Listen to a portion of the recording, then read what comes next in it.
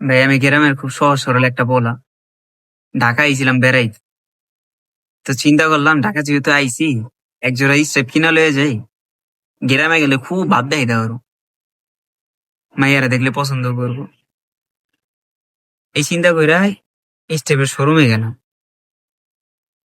তো যাওয়ার সময় আব্বুর একটা কথা মনে পড়ছে আমার, যে বাবা, তুমি যাই কিনো, জামা কাপড় হোক, জুতা হোক, তুমি সব অর্ধেক অর্ধেক দাম বলবা। দামাদামি করলে তুমি জিতবা। এই জিতার আশায় গেলাম স্টেপ শোরুমে জুতা কিনতে। কিন্তু ভাই আমি তো আর কোনোদিন স্টেপ জুতা কিনি নাই, আর শোরুম থেকেও জুতা কিনি নাই। কিনছি সারা জীবন ভ্যানের থেকে। তো যায়া দেখি জুতার গায়ে 1390 টাকা লেখা। সেলসম্যানের সাইডে তা আস্তে আস্তে কইলাম, ভাই 300 টাকা দেওয়া যায় না?" আমি আবার একটু হিসেবে কাঁচা তো।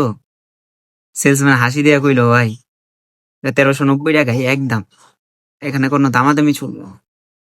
আমি বললাম, দূর মিয়া, কি কন, ঢাকার শহর আইছি, দামাদামি হইব না, এটা কোনো কথা কন? চান ভাই, আপনার 300 টাকা বাড়াই দিব নি, জুতাটা দিয়ে নেন। সাইডের তে ম্যানেজার উইটা কইলো, ওরে তুমি এখনো লাত্তি দিয়ে কিল্লি গায়ে বাই করতেছ? ভাই আমি সহজ সরল একটা পোলা, হয়তো কোনোদিন শোরুমের তো জুতা কিনিনি, কিন্তু এইরকম অপমান করা কি ঠিক হইছে?